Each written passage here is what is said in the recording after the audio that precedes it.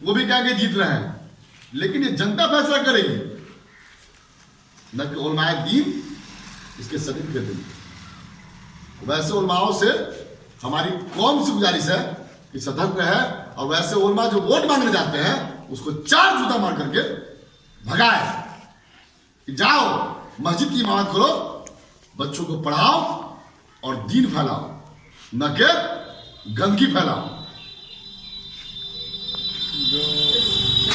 आज मैं press conference कर रहा हूँ, उसका उद्देश्य यह है कि मैं परिहार का बेटा अब्दुल सालिक, अभी बहुत हवा चल रहा है कौम के नाम पर, तो कौम का बेटा मैं भी अब्दुल सालिक हूँ, वो भी परिहार का बेटा। न जाने मुझे अपने आप में कुछ दिनों से नफरत होने लगी है कि जो लोग कौम के बारे में बोलते हैं,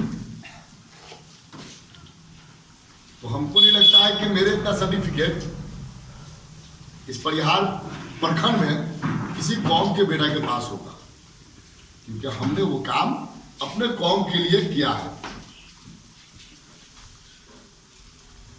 इसलिए मैं परिहार विधानसभा के जनताओं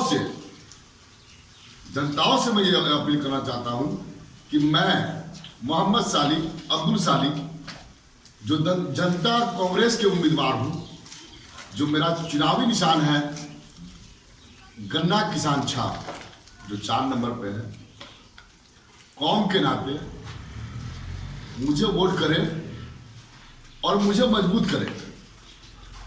मैं मजबूत तो आप मजबूत, और आप मजबूत तो मैं मजबूत। अभी बरसात है, बहुत सारे लोग आएंगे, ढह करके आ रहे हैं, और फिर 7 तारीख को के बाद ढह के चले जाएंगे। कोई कौम की आवाज उठाने वाला नहीं होगा।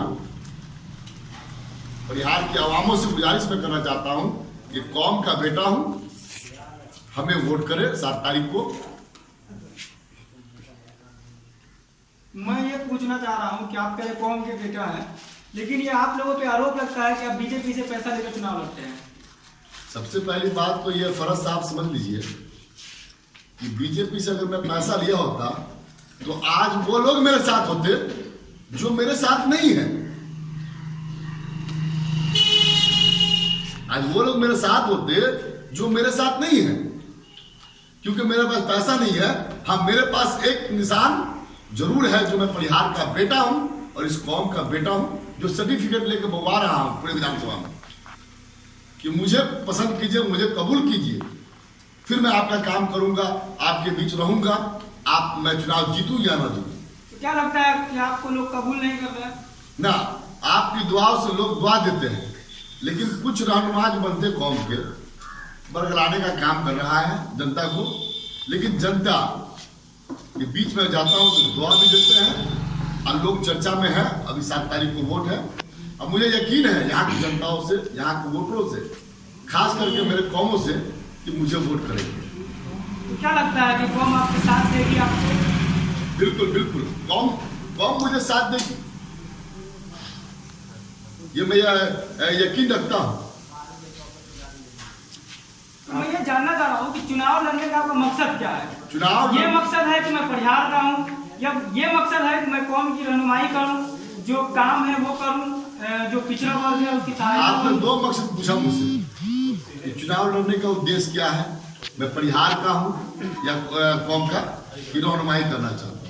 अल्लाह का शुक्र है कि हमारे कौम में बहुत सारे लोग रहनुमाई करते हैं कौम की, लेकिन परिहार से पहला ऐसा बेटा उभर कर सामने आया है जो दिल में जज्बा रखता है कौम का खिदमत करने का। और मेरे साथ ये भी है प्लस पॉइंट कि हिंदू मुस्लिम सब मेरे साथ है। अच्छा, मैं ये जानना चाहता हूँ कि आप कौम की खिदमत करना चाहते हैं, किस तरीके की खिदमत करना चाहते हैं? खिदमत तो यही, आज के दौर में काम तो अपनी जगह है। हर कोई, हर विधायक बनते हैं जो अभी मैनिफेस्टो निकालते हैं, कोई शिक्षा के बारे में, कोई चीज के बारे में। लेकिन एक विधायक जो 5 साल के लिए चुनाव लड़ने आता है, जो जीत के जाता है, 5 साल लड़ क्यों नहीं आता है? वजह इसमें है कि बड़ी मोटी रकम खर्चा कर करके वो चुनाव जीत कर यहाँ से जाता है, इसलिए आपके बीच या हमारे बीच वो नहीं आ पाता। लेकिन ये मैं अपने कौम से या चाहे परिहार की जनताओं से मैं वादा करता हूँ कि चुनाव जीतने के बाद भी लोगों के बीच में रहूंगा। परिहार में आपका चुनाव लड़ाई से आपका मेन मुद्दा क्या है? किसको लेकर आप चुनाव लड़ रहे हैं? क्या मुद्दा है? मेन मुद्दा मेरा परिहार में ये है कि जन जमात जिस तरह देखते हैं परिहार चौक पे बाहर से मेरी माँ बहने आती है, शौचालय नहीं है जिसकी व्यवस्था होनी चाहिए। और रह गई बात की रास्ते की जो बनावट है जिसको अतिक्रमण कर लिया गया है उसको मुक्त कराना मेरा पहला मुद्दा रहेगा।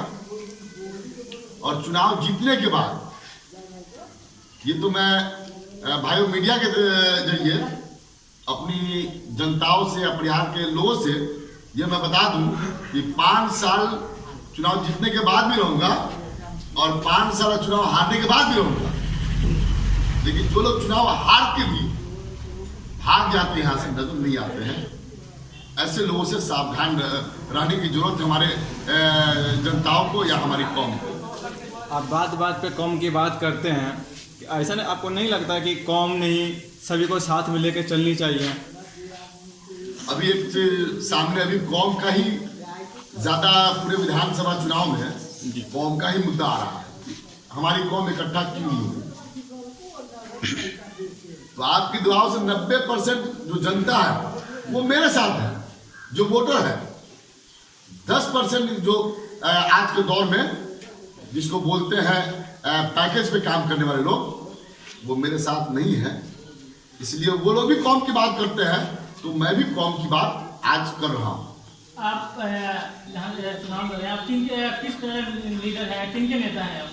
मैं अभी जनता कांग्रेस से चुनाव लड़ा और आपकी दुआओं से इनके जो राष्ट्रीय अध्यक्ष हैं वो महताब राय हैं और ये हमारे मुस्लिम की पार्टी है। लेकिन चुनाव जीतने के बाद मेरे पास तो एक निशान ये है कि गठबंधन की सरकार बनी तो उसके साथ में जाऊंगा। लेकिन जो लोग चुनाव लड़ रहे हैं माननीय कुशवाहा जी की पार्टी से, उनका क्या ये है कि वो चुनाव जीतने के बाद बीजेपी के साथ नहीं जाएंगे क्योंकि महागठबंधन वो छोड़ चुके हैं। मेरा कहना ये नहीं था, मेरा कहना था जो नेता है तो किन के नेता मुस्लिम कौम के लेकर हैं या प्रयास भी जाते हैं? देखिए सबसे पहले बात कौम की बात जो करते हैं तो कौम की लीडर हम भी है। चुनाव के बाद कौम का अगर सिंगल लीडर होगा तो साली की होगा, बाकी सब कमाने में लग जाएंगे 5 साल। फिर 5 साल के बाद चुनाव आएगा तो कहेगा कि हम कौम के लीडर हैं। 5 साल लाठी खाए, खिलवाए लोगों को या बचाए, इलाज कराए, कौम की रहनुमाई करे, सालिक है।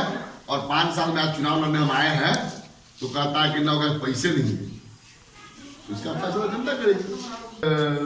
गुजारिश है कौम के जो उलमाए दीन से आपके माध्यम से कि कौम को बांटने का काम न करें। किस तरीके से बात? उलमाए दीन जो आज के दौर में कौम की रहनुमाई कर रहे हैं, तो मैं ये चाहता हूँ उन उलमाओं से गुजारिश कर कि ठीक है, कौम को अगर इकट्ठा कर पा रहे हैं आप तो ठीक है, नहीं तो गुमराह मत कीजिए जिस तरह 15 साल 20 साल पहले गुमराह किए थे। अभी के दौर में नेतागिरी हम कर रहे हैं और उलमाए दीन जो मस्जिद की इमामत